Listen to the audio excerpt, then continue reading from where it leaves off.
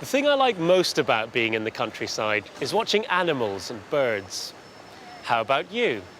Do you like wildlife? Well, I'm an animal lover. I'm a vegetarian as well.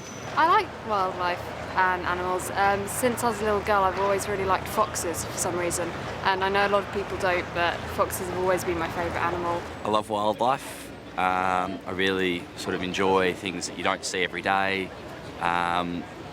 Enjoy sort of very exotic wildlife that I haven't seen before. I like watching them on the telly.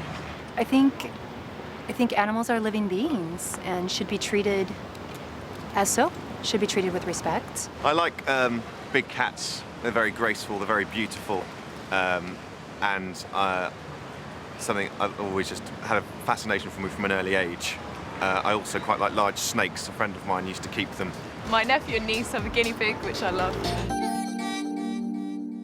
Are there any animals you're frightened of? Snakes and scorpions. Just because I know that usually one bite could mean that's the end. I don't like spiders. It's not really an animal, but I hate spiders. I am very scared of spiders, and even though in Australia we get some very small but very dangerous spiders, I'm afraid of very big spiders.